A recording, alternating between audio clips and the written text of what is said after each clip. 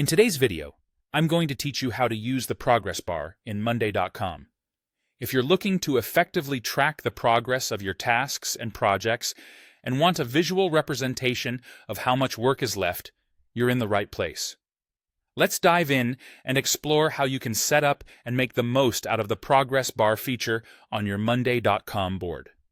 First, head over to the board where you want to add the progress tracking feature. Your board should be the one which houses the tasks or projects you'd like to monitor closely. Once you're there, look at the top of your board and spot the plus icon. Yes, that's right, the one you use to add new columns. Go ahead and click that button. You'll be presented with a couple of options. Choose more columns from this list. Now, you need to search for progress tracking. The search function is straightforward and pretty intuitive, so you should find it with ease. Once it pops up, add it to your board.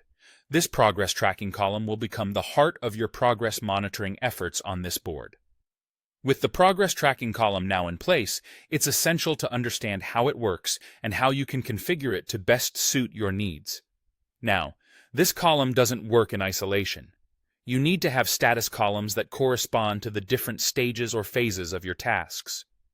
These status columns are crucial because the progress bar calculates completion based on which of these statuses have been marked as done.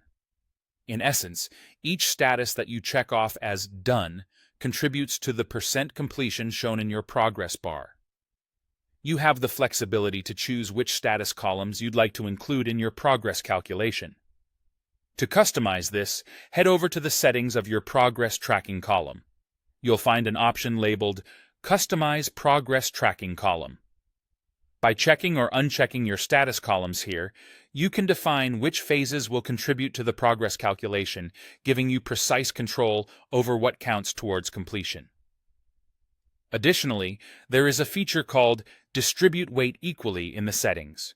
By enabling this, each status column you've included will have equal weight in the overall progress calculation. This means that every completed status will contribute evenly to the completion percentage, which can be handy if each phase of your project is equally significant.